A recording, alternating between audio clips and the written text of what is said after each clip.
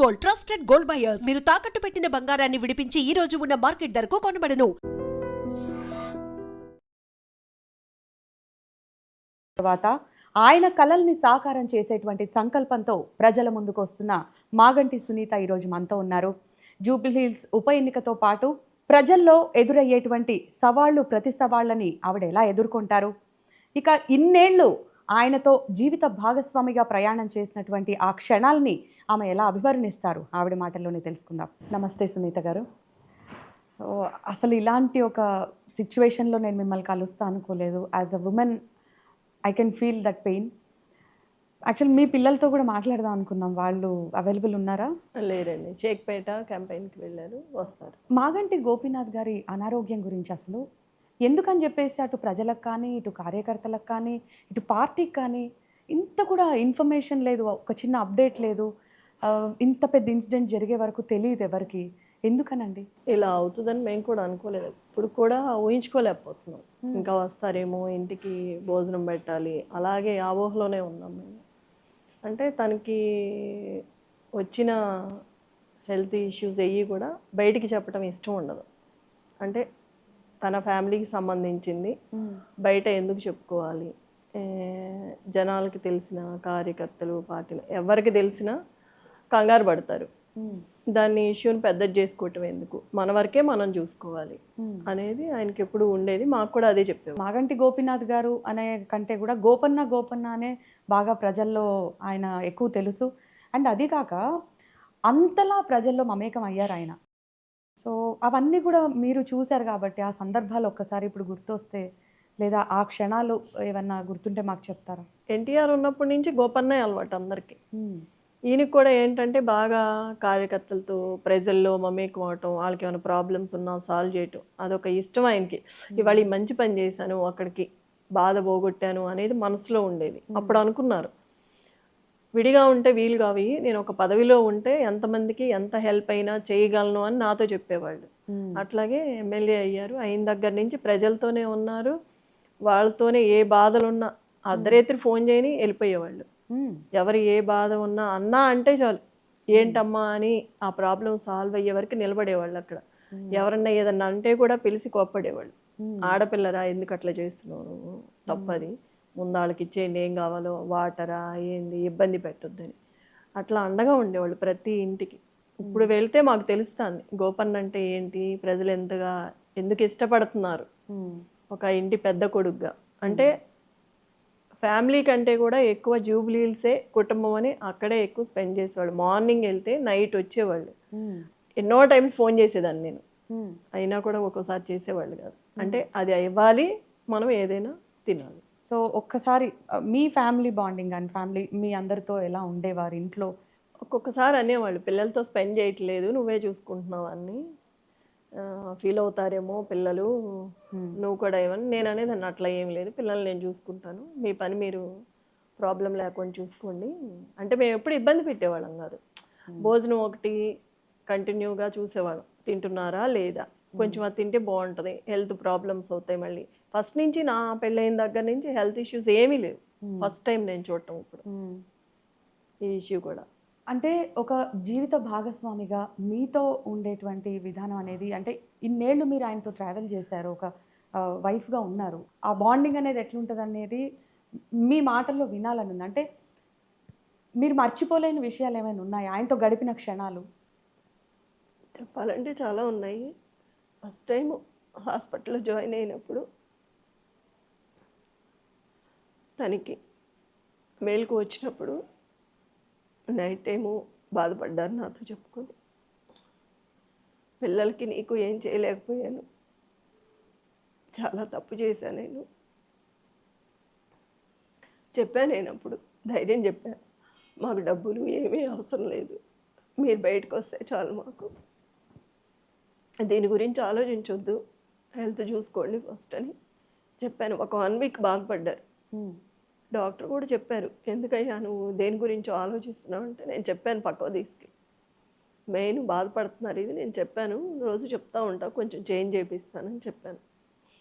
పిల్లలు నీకు చాలా అండగా ఉన్నారు, ఫ్యామిలీ ఎంత అండగా ఉన్నప్పుడు నువ్వు దాన్ని మర్చిపో, మీ మిస్సెస్ చెప్తుంది కదా మీకు ఇంత విడమర్చి, మీరు బాధపడొద్దు అని చెప్పారు.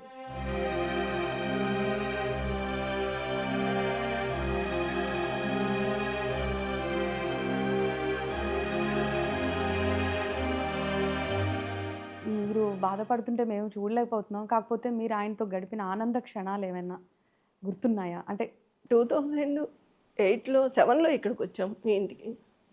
వచ్చినాక కొంచెం బెటరు. కానీ నాతో చెప్పేవాళ్ళు, మన కష్టాలు బయటికి చెప్పొద్దు, మీ మదరాళ్ళకు కూడా చెప్పొద్దు అనేవాళ్ళు, తెలియనివ్వద్దని. అంటే అంత గోప్యంగా ఉంచేవాళ్ళు.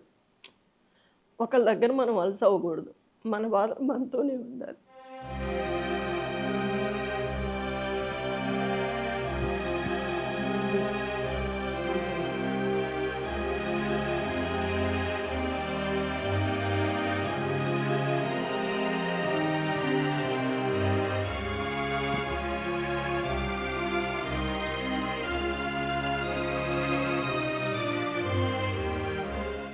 మా వారు చిన్నప్పటి నుంచి ఎన్నో కష్టాలు పడ్డానని నాతో చెప్పేవాళ్ళు. అదే కష్టాలు కంటిన్యూ అయ్యి చనిపోయే వారికి ఎప్పుడు సుఖపడలేదు. సో ఈ ఇష్యూస్ ఎప్పుడు కూడా ఆయన రాజకీయ జీవితాన్ని ఎప్పుడూ ప్రభావితం చేయలేదనుకుంటా. అంటే మేము దాన్ని అసలు తీసుకొచ్చేవాళ్ళం కదా. పిల్లలు కూడా పెద్ద అవుతున్నారు, వాళ్ళ మైండ్ మళ్ళీ ఎట్లా ఉంటుందో తెలియనిచ్చేవాళ్ళం కదా పిల్లలకు కూడా. బయట ఎవరన్నా చెప్తేనే తెలిసి నన్ను అడిగేవాడు ఇంటికి వచ్చి, ఇట్లా ఇట్లా అని. నేను నవ్వి వదిలేసేదాన్ని. మళ్ళీ ఒకటి చెప్తే ఇంకొకటి అడుగుతారు అట్లా. బేసిక్గా ఆయనకి మీరు ఇంట్లో చాలా ధైర్యంగా ఉన్నారా? ఎప్పుడైనా సరే ఒక మగవాడి విజయం వెనక ఒక మహిళ ఉంటుందంటారు. అలా మీరు ఆయన వెనకాల ఉన్నారు, సక్సెస్ఫుల్ మెన్ అయ్యారంటే అది వెనకాల మీ కృషి అనేది కూడా అంటే ఈయనకి అండగా ఉండేదాన్ని. ఎందుకంటే ఎక్కడ ఇబ్బంది పడకూడదు, బాధపడకూడదు, ఇప్పటికే ఇంతలా ఉన్నాం కాబట్టి ముందే చేసుకొచ్చేవాడు. ఈయనకి ఏదన్నా బతుకమ్మ రంజాన్ అయి ఉంటే 1 month బిఫోరే నేను రెడీ చేసి పెట్టేదాన్ని, ఇబ్బంది లేకుండా. అసలు పండగల సమయాల్లో కూడా ఎక్కువగా ప్రజల్లోనే కనిపించేవారు. మరి ఫ్యామిలీతో టైం స్పెండ్ చేసేవారు కాదు?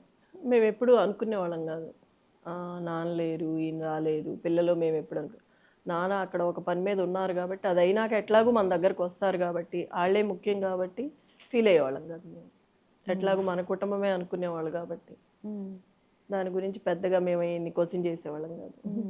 అండ్ మేము విన్నాం, బతుకమ్మలు అప్పుడు కానివ్వండి, క్రిస్మస్ అప్పుడు కానివ్వండి, రంజాన్ అప్పుడు కానివ్వండి, సమ్ గిఫ్ట్స్ కూడా ఇచ్చేవాళ్ళు అనుకుంటా నియోజకవర్గం. ముందు నుంచి చీరలు ఇచ్చేవాళ్ళు. అది ఎప్పుడైతే పార్టీ స్టార్ట్ చేసిందో అప్పుడు దాన్ని పక్కకు పెట్టేసి గిఫ్ట్లు ఇవ్వటం స్టార్ట్ చేసాము. బతుకమ్మకి, రంజాన్కి, క్రిస్మస్కి, అన్ని పండుగలకి ఏదో ఒకటి ఇస్తూనే వచ్చారు ఇప్పుడు వరకు. అంటే పార్టీతో సంబంధం లేదు, పార్టీతో సంబంధం లేదు. పార్టీతో సంబంధం లేకుండా తను ఓన్గా చేసేవాళ్ళు. అదొక ఇష్టం ఆయనకి, ఇష్టంతో చేసేవాళ్ళు ఆ పని. అంటే ప్రజలు బాగుండాలి, ఏదో ఒకటి ఇవ్వాలి, వాళ్ళకి అవసరం ఉంటుంది, అట్లా ఆలోచించేవాళ్ళు. ఇప్పుడు కూడా ఏ ఇంటికి వెళ్ళినా ప్రతి ఒక్క మహిళ అదే అంటుంది, అన్న మాకు ఎప్పుడు ఇస్తారు, కిచెన్లో మొత్తం అవే అని చూపిస్తున్నారు లోపలికి తీసుకెళ్ళి. మా గోపన్ ఉంటే బాగుండేది, ఈ బతుకమ్మకు కూడా మా గోపన్ ఉంటే ఏదో ఒకటి ఇచ్చేవాళ్ళు అంటేనే మొన్న శారీస్ ఇచ్చాము బతుకమ్మకి. యాక్చువల్లీ ఫెస్టివల్స్ అనే కాకుండా గోపీనాథ్ గారు బేసిక్గా కోవిడ్ టైంలో కూడా ఫుడ్ పంపిణీ చేశారు. ఆయన స్వయంగా కుక్ చేసిన సందర్భాలు ఉన్నాయి. అది ఒకసారి మాకు షేర్ చేస్తారా? కరెక్ట్గా కరోనా టైంలో ప్రజలు ఇబ్బంది పడుతున్నారు ఫుడ్ లేక. పక్కన ఫుట్పాత్ల మీద కూడా ఉంటారు, మన కాన్స్టిట్యున్సీలో కూడా ఉన్నారు. వాళ్ళ గురించి పొయ్యి రోజంతా వెలుగుతూనే ఉండేది. మళ్ళీ ప్రోటీన్ ఫుడ్ కావాలని ఎగ్ ప్రతిరోజు, చికెన్, సాంబారు, కర్రీ అందరికి ప్యాకెట్స్ చేసి పంచేవాళ్ళు. ఏ డివిజన్కి ఎంత వెళ్ళాలి పిలిచి అప్పచెప్పేవాళ్ళు. చాలకపోతే మళ్ళీ ఎమ్మటే చేయించేవాళ్ళు. రంజాన్ వచ్చింది కరోనాలో. రంజాన్లో అలీం చేయించారు, చికెను మటను, అవి కూడా బాక్సుల్లో పెట్టి ప్యాక్ చేసి ప్రతి ఇంటికి పంపించేవాళ్ళు. మళ్ళీ అది కూడా తగ్గితే అందరికి ఇచ్చేవాళ్ళు. ఈ స్టేషన్లో కూడా అందరికీ ఫుడ్ పంపించేవాళ్ళు. ప్రతి ఒక్క స్టేషన్లో కూడా అందరికీ. ఒక్కొక్కసారి మేము భయం వేసి వద్దనేవాళ్ళం, కరోనా కదా అట్లానే ఏం కాదు మనకేమవుతుంది, అట్లాంటి భయం ఏమొద్దు అని వెళ్ళిపోయేవాళ్ళు జనాల్లోకి. అంత జనాల్లో ఒక మంచి పేరు సంపాదించుకున్న వ్యక్తి గోపన్నగా ఆయన ఎలా అయితే పేరు తెచ్చుకున్నారో, మరి మీరు ఇప్పుడు ఆయన తర్వాత ప్రజల్లోకి రావాల్సి వచ్చిన పరిస్థితి వచ్చింది. మీరు అంతలా మమేకమయ్యి వెళ్ళగలను అని మీకు మీ మీద నమ్మకం ఉందా? అట్ ద సేమ్ టైం ప్రజలకి మీరు ఎలాంటి భరోసా ఇస్తారు? ఈయన ఉన్నప్పుడు చాలా చూసాం ఈయనతో ఉండి. Hmm. నేను వెనకమాలని సపోర్ట్ చేసేదాన్ని, ఈయన జనాలతో వెళ్ళినప్పుడు కొన్ని కొన్ని వింటూ ఉండేదాన్ని, ఇంట్లో కొన్ని కొన్ని మాట్లాడేటప్పుడు వింటూ ఉండేవాళ్ళము, కొన్ని చెప్తూ ఉండేవాళ్ళు. అలా అన్నీ తెలుసు కాబట్టి నేను బయటికి రాగలిగాను, ఏ పనైనా చేయగలుగుతున్నాను. గోపన్నను చూసి చాలా నేర్చుకున్నా కాబట్టి, గోపీనాథ్ గారిని చూసి అది నాకు ఇప్పుడు అవసరం పడింది. గోపీనాథ్ గారు ఏ ఆశయాలతో అయితే అనుకున్నారో ఈ పనులు చేయాలి ప్రజలందరికీ అని, ఆ ఆశయాలు నెరవేర్చడానికి నేను ముందడుగు వేశాను. మరి మీ బలం ఏంటి? ప్రజలే నా బలం. గోపన్న ప్రజలందరూ నా ప్రజలే కదా. ఆయనకి ఎంత అండగా సపోర్ట్గా ఉన్నారో ఇప్పుడు కూడా వాళ్ళే ఉన్నారు. వాళ్ళు ఉండబట్టే నేను బయటికి వెళ్ళగలుగుతున్నా, తిరగగలుగుతున్నాను. ప్రతి ఒక్కళ్ళు నాకు చెప్తున్నారు నా భర్త గురించి, ఇది చేశాడమ్మా, అది చేశాడు, మీరు అసలు రావవసరం లేదు, మీరు అడగవసరం లేదు, మా గోపన్నకి మేమే వేసుకుంటామని చెప్తున్నారు, సపోర్ట్ చేస్తున్నారు. అంటే మీలో ఆయనను చూస్తున్నాం అన్నారా? ఒక గోపన్న వచ్చినట్టుంది మా ఇంటికి. మా పెద్ద పాప ప్రతి ఇంటికి వెళ్ళినప్పుడు గోపన్న వచ్చాడని సంతోషపడుతున్నారు. పాపని చూస్తే గోపన్న కదిలొచ్చినట్టే ఉంది మాకు. పెద్ద పాప సేమ్ అలాగే ఉంది, మాట్లాడటం కానీ నడవటం కానీ. మళ్ళీ మా గోపన్న మా దగ్గరకు వచ్చాడు అని సంతోషంగా అనుకుంటున్నాను. అయితే పిల్లలు పెద్దగా అయ్యే వరకు తల్లి బాధ్యత ఉంటుంది. సో వాళ్ళు ఒక స్టేజ్కి వచ్చిన తర్వాత, ఈ ఏజ్కి వచ్చిన తర్వాత ఇప్పుడు తండ్రి అవసరం చాలా ఉంటుంది. ఇలాంటి సందర్భంలో అన్ఎక్స్పెక్టెడ్గా ఆయన లేరు, మీరేమో ఇప్పుడు బయటికి రావాల్సిన పరిస్థితి. ఎలా అన్ని బ్యాలెన్స్ చేసుకుంటారు మీరు? మీరు అన్నది నిజమే, పిల్లలకి తండ్రి కావాలి, కానీ ఎవరు ఊహించింది జరిగింది. అది మేము ఎప్పటికీ తేరుకోలేము. మా పిల్లలకు కూడా అండపోయినట్టే, మాకు ఇంటి మొత్తానికి పెద్ద దిక్కుపోయినట్టే. కానీ ఉన్నాయి, చాలా ఉన్నాయి. చాలామంది ఎన్ని చేసినా కూడా మేము ఒక ధైర్యంతోనే ముందుకెళ్తున్నాం. నా భర్తే నన్ను నడిపిస్తున్నాడు, ఆ ధైర్యంతోనే ముందుకెళ్తున్నాము. సో మీరు గోపన్న గారికి ఎంత వెన్నుదన్నుగా వెనకాల ఉండి మీరు ఆయన్ని ముందుకు నడిపించారో, ఇప్పుడు ఆయన తర్వాత మీరు జనాల మధ్యలోకి రావాల్సి వచ్చింది. అసలు మీరు రాజకీయాల్లోకి వస్తానని ఎప్పుడైనా అనుకున్నారా? ఆలోచన వచ్చిందా మీకు ఇంతకుముందు? ఎప్పుడూ అనుకోలేదు, ఊహించుకోలేదు. అసలు గోపీనాథ్ గారు ఇలా అవుతుందని కానీ ఇట్లా మేము చూడాల్సి వస్తుందని ఎప్పుడూ అనుకోలేదు, ఊహించుకోలేదు. ఊహించుకోని సంఘటన జరిగింది.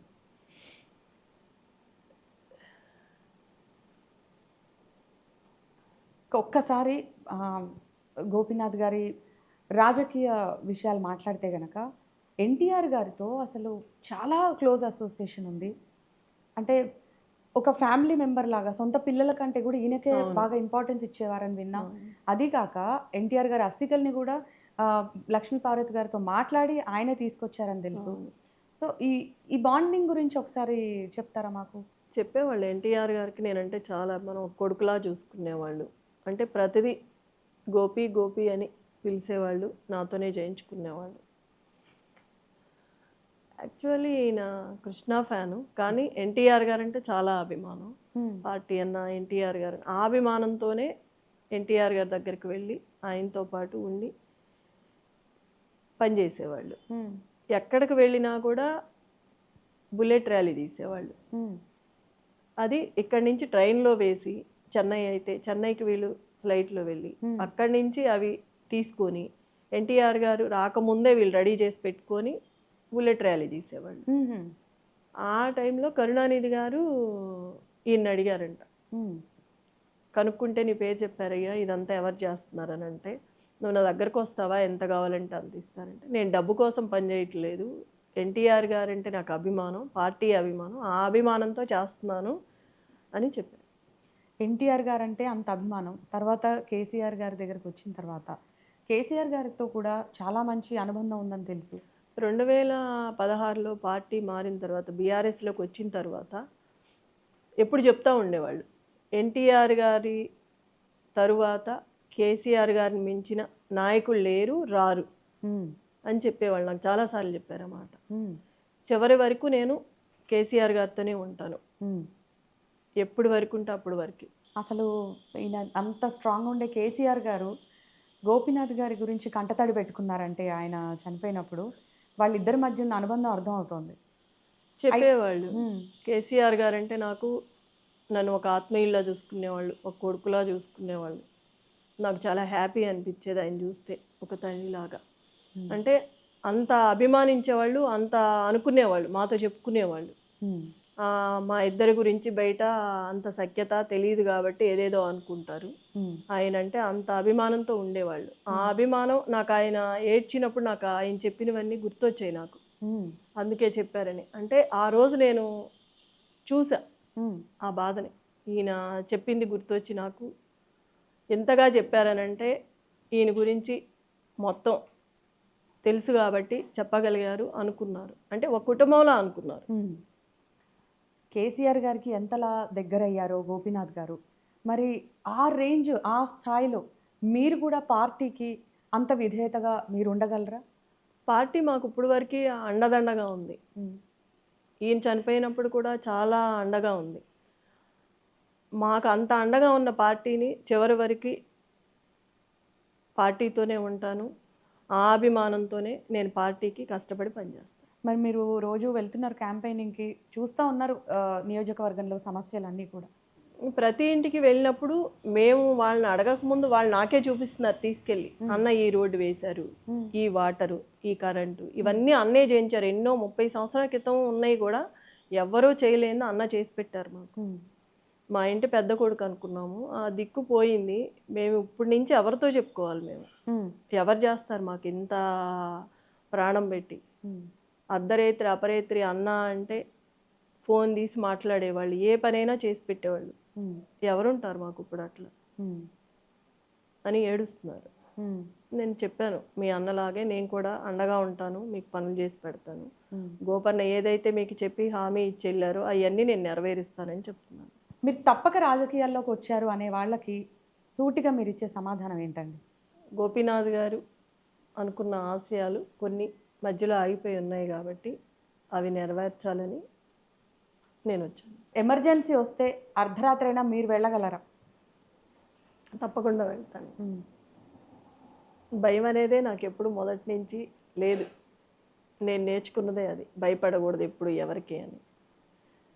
వాళ్ళ గోపన్న ఎలా అయితే వాళ్ళకి అండగా ఉన్నాడో, ప్రతి ఇంటిలో అన్న అని పిలిపించుకునేవాడు, అదే ప్రజలు అందరికీ నేను ఒక సునీతమ్మలా అండగా ఉంటాను. ఆడవాళ్ళకి కష్టం వస్తే ఆడవాళ్ళకే తెలుస్తుంది. కొంతమంది ఆడవాళ్ళు అన్న అంటే చెప్పుకోలేరు. అలాంటిది ఇద్దరము ఆడవాళ్ళమే అయితే సమస్య ఉండదు అక్కడ. ఓపెన్ అయ్యి చెప్పుకోవచ్చు, నాకు ఈ బాధ ఉంది అనేది వాళ్ళకి అర్థమవుతుంది. అమ్మకి చెప్పుకోవచ్చు మనం వెళ్ళి. అన్నకంటే అన్నీ చెప్పలేము. ఆ విషయం కూడా నాతో చాలామంది చెప్పారు. అన్నకి ఒకటి చెప్పేవాళ్ళం, 2 చెప్పేవాళ్ళం కాదు. ఇప్పుడు మీరు ఉన్నారు కాబట్టి, మీరు ఫ్రీగా మాట్లాడుతున్నారు కాబట్టి మేము చెప్పుకోగలుగుతున్నాము అని చాలామంది చెప్పారు నాకు ఆ మాట. నేను కూడా భరోసా ఇచ్చా. అంత ధైర్యం మీకు వచ్చింది నా మీద అనుకున్నప్పుడు, నమ్మకం వచ్చింది కాబట్టి మీరు ఏ చిన్నదైనా నాతో చెప్పుకోవచ్చు, నేను ఆ సమస్య తీరుస్తాను, మొహమాట పడొద్దని చెప్పాను. ప్రతి ఇంట్లో పిల్లలు ఉంటారు, పెద్దవాళ్ళు ఉంటారు, అందరూ ఉంటారు. మన ఇళ్ళలో ఎవరైనా పెద్దవని, చిన్నవని, పిల్లలవని ఏదన్నా బాధ కలిగినప్పుడు అమ్మ అని అనుకుంటారు. అమ్మకే చెప్పుకోవాలనుకుంటారు ఫస్ట్, సెకండే నాన్న. అట్లాంటిది ఒక ఆడదానిగా నేను వాళ్ళందరికీ ఒక అమ్మలా ఉండాలని అనుకుంటున్నాను, అవుతాను. ధైర్యాన్ని నేను వాళ్ళకి ఇవ్వగలుగుతాను. అయితే ఒకవైపు మాగంటి గోపీనాథ్ గారి చరిష్మా, మరోవైపు అధికార కాంగ్రెస్ పార్టీ చాలా కాన్ఫిడెంట్గా ఉంది, ఎలాగైనా సరే జూబ్లీ హిల్స్ స్థానాన్ని కైవసం చేసుకోవాలనే పట్టుదలతో ఉంది. మరి మీరు ఎలా ఎదుర్కొంటారు? మీ ప్లాన్స్ ఏంటి? కేసీఆర్ గారు ఇచ్చిన పథకాలు, అభివృద్ధి పనులు ఏవైతే ఉన్నాయో గోపీనాథ్ గారు ఇప్పుడు వరకు చేసుకుంటా వచ్చి జనాల్లోకి తీసుకువెళ్ళి, ఏ పథకం వచ్చినా మళ్ళీ వాళ్ళకి అందుతుందో లేదో అని స్వతహాగా తనే వెళ్ళి ప్రతి ఇంటికి, ప్రతి గడపకి వెళ్ళి ఆయన చేతులతో ఆయనే ఇచ్చేవాళ్ళు. ఈయన చేసిన అభివృద్ధి పనులే నన్ను గెలిపిస్తాయి, ఆ నమ్మకం నాకుంది. ఆ గోపన్న ఒక మాట చెప్పేవాళ్ళు ఎప్పుడు, జనాలకు మనము ఎప్పుడు ఏ కష్టం వచ్చినా అండగా ఉంటే, మనకు కష్టం వచ్చినప్పుడు ఆ ప్రజలే మనకు అండగా ఉంటారు. యాక్చువల్లీ నియోజకవర్గంలో లీడర్స్తో గోపన్న గారు ఎలా ఉండేవారు?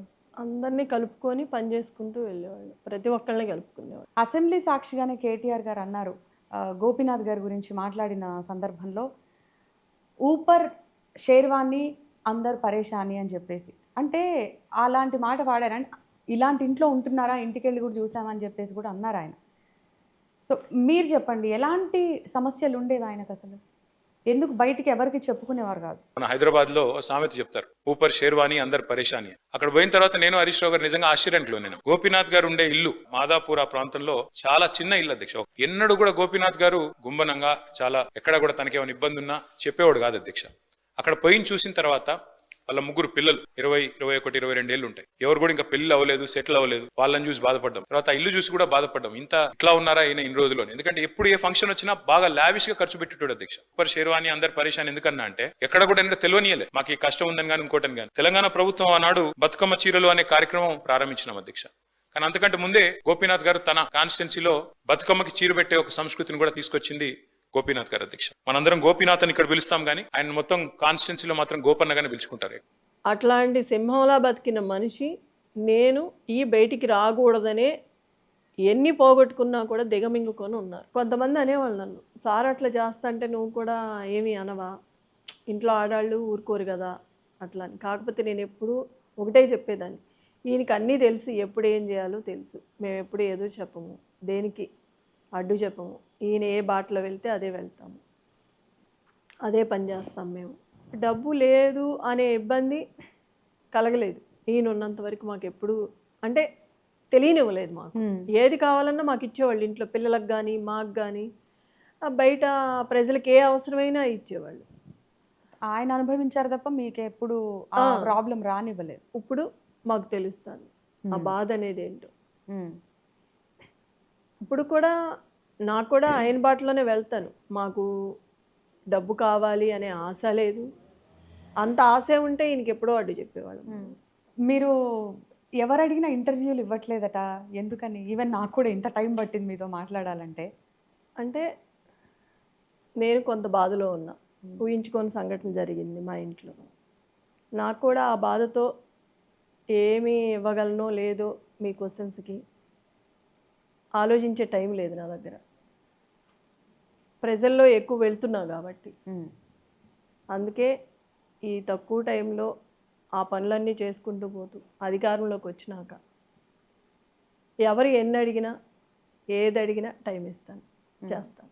సానుభూతి ఓట్లు అని చెప్పేసి మీ విజయాన్ని తక్కువ చేసేవారికి మీరేం చెప్పాలనుకుంటున్నారు? మీరు అడిగింది తప్పు. సానుభూతి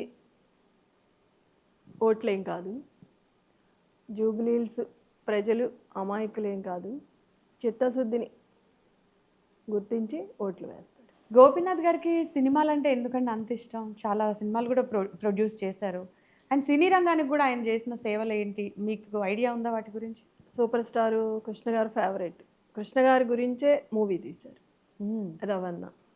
దాంట్లో కృష్ణ గారు ఉంటారు, రాజశేఖర్ గారు. అంత అభిమానంతో చేశారు ఆ సినిమా. చెప్పేవాళ్ళు ప్రొడ్యూసర్లు అంటే కామన్ గా డబ్బు సంపాదించాలని అనుకుంటారు. లేదు, మాకు ప్రతి మూవీ లాస్, కానీ ఈయన ఓన్తోనే చేశారు. ఇక మీ పిల్లల విషయానికి వచ్చేసరికి పిల్లల ఫ్యూచర్ గురించి కానీ ఇలా మీరు మాట్లాడుకున్న సందర్భాలు ఉండే ఉంటాయి కదా. సో ఏం డిస్కస్ చేసుకునేవారు? అక్షర అంటే బాగా ఇష్టం, ముగ్గురు అంటే బాగా ఇష్టం. కానీ ఒక సందర్భంలో అక్షర పుట్టిన తర్వాత ఒక సెంటిమెంట్ ఉండేది, కలిసి వచ్చిందని. సడన్గా ఈ లోపు ఇట్లా అయింది. తను కూడా ఒక 2 వీక్స్ అసలు మాట్లాడలేదు, తినలేదు, తాగలేదు, ఏంటనేది కూడా మనకు తెలియదు. అట్లా అయిపోయాడు. మాకు కూడా భయం వేసింది. యాక్టర్ని చేద్దాం అనుకున్నట్టున్నారు మీ అబ్బాయిని కూడా? అవును, చాలా. ఫస్ట్ హీరోగా నేనే ఇంట్రడ్యూస్ చేయాలి, నేనే మూవీ తీయాలి అని బాగా కోరికగా ఉండేది. పాపకు కూడా ఇయర్ పెళ్లి చేయాలనుకున్నారు. చిన్న పాపకి ఇంకా టైం ఉందని 3rd ఇయర్ చేస్తుంది LLB. తన్ని తీసుకురావాలనుకున్నారు ఈయన తర్వాత ఆ పాపని రాజకీయాల్లోకి. సో ఒకసారి మీ పిల్లలతో కూడా మాట్లాడదాం. Hi Akshara, Vatsalya and Dishira. So ముందుగా అమ్మగారి గురించి అడిగే కన్నా ముందు మీ నాన్నగారి గురించి మాట్లాడదాం. సో బేసిక్గా మాగంటి గోపీనాథ్ గారు అనగానే మీకు ఇన్స్పైర్ చేసినటువంటి అంశాలు ఏం గుర్తొస్తాయి, అండ్ మీరు మీ నాన్నగారితో గడిపినటువంటి క్షణాలు ఏంటి, ఆ మెమరీస్? సో మేము ఇప్పుడిప్పుడే ప్రజల్లోకి వెళ్తున్నాము. సో వెళ్తేనే మాకు తెలుస్తుంది ఆయన ఎంతమందికి హెల్ప్ చేశారు, ఆయనకు ఎంత మంచి పేరు ఉందో, దానికి మేము చాలా ప్రౌడ్గా ఉన్నాము. సో ఆయన ఎంత పెద్ద ఇంపాక్ట్ క్రియేట్ చేయగలిగారో మాకు తెలిసింది. అంటే కైండ్గా, డిసిప్లిన్గా ఉంది, హార్డ్ వర్క్ మెయింటైన్ చేస్తా. ఎగ్జాంపుల్ అంటే కరోనా టైంలో థాలసీమియా పేషెంట్స్కి బ్లడ్ డొనేషన్ చేశారు. 2200 బ్లడ్ డొనేషన్స్ చేసి ఇండియా బుక్ ఆఫ్ రికార్డ్స్కి ఎక్కారు. అది కాకుండా లాస్ట్ ఇయర్ ఆయన బర్త్డే మమ్మల్ని స్టేట్ హోమ్కి తీసుకెళ్ళి సెలబ్రేట్ చేశారు. సో అక్కడ వీణావాణిని కల్పించారు మాతో. సో ఆయన రెగ్యులర్గా కలుస్తూ ఉంటారు. అక్కడ ఉన్న కిడ్స్ని అండ్ డిజేబుల్డ్ కిడ్స్ని చూపించి మాకు చెప్పారు, మీరు ఎప్పుడైనా హెల్ప్ చేయాలనుకుంటే ఇలాంటి కిడ్స్కి హెల్ప్ చేయాలి, వీళ్ళకి పెట్టాలి, మీరు ఏమైనా పెట్టాలనుకుంటున్నారు. సో వాత్సల్య, మీరు ఒక మంచి ఆర్టిస్ట్ అవుదాం అనుకున్నారు, అండ్ మీ ఫాదర్ డ్రీమ్ కూడా కదా.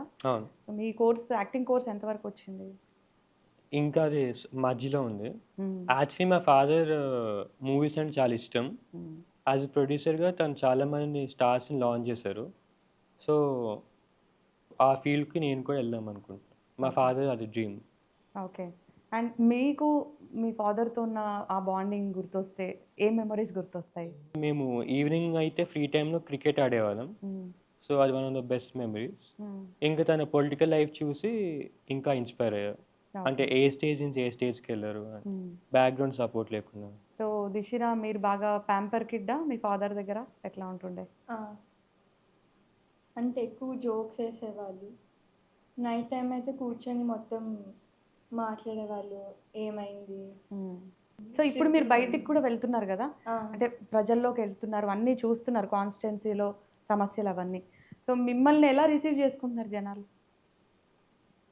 అంటే వాళ్ళ డాటర్ అనగానే దగ్గరికి తీసుకుంటున్నారు, ఏమేం చేశారో అన్నీ చెప్తున్నారు, ఇంకా గిఫ్ట్స్ అన్ని ఇచ్చి చూపిస్తున్నారు తీసుకెళ్ళి. సో మీకు ఎట్లాంటి ఎక్స్పీరియన్స్ ఉంది అక్షర, అంటే ఇలా జనాల్లో తిరగడం ఇవన్నీ కూడా? How do you feel? It's first time. So ఇప్పుడు మీ మదర్ గురించి చెప్పండి.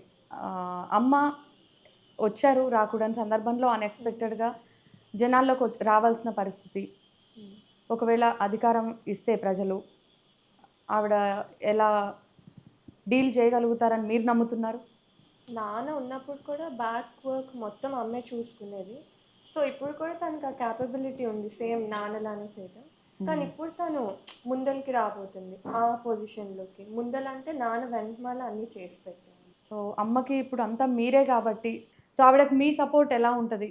అమ్మ నాన్నకైతే ఎలా బ్యాక్ బోన్లో సపోర్ట్ చేసిందో, మేము అలానే తనకి కావాల్సిన పనులన్నీ మేము తనకి బ్యాక్ బోన్గా చేసి పెడతాం. ఆల్ ద వెరీ బెస్ట్ మీ ముగ్గురికి కూడా. Thank you.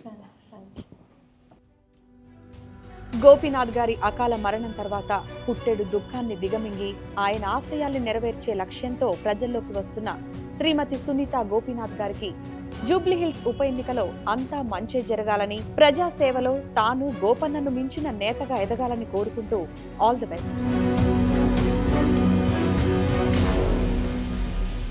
And don't forget to subscribe to iDream. And for more videos, please subscribe to iDream. Please subscribe to iDream. Please subscribe iDream. And please subscribe to iDream. For more videos, subscribe to iDream. please like, share and subscribe to the channel. Congratulations, iDream. Subscribe to iDream. Subscribe to iDream. So subscribe to iDream Media. iDream ki iDream team andar ki huge congratulations. Please subscribe iDream Media. Please subscribe to iDream. Subscribe iDream. Please subscribe to iDream. iDream అంటే నా కళల channel subscribe చేసుకున్న నోరు తిరుగుతలేదు, మీరైతే గంట గుర్తు కొట్టండి. For more such videos, please subscribe to iDream. Subscribe to iDream. Please subscribe to iDream. Please subscribe iDream Media. Please do subscribe to iDream. Please subscribe to iDream Media. For best entertainment and information, please subscribe iDream.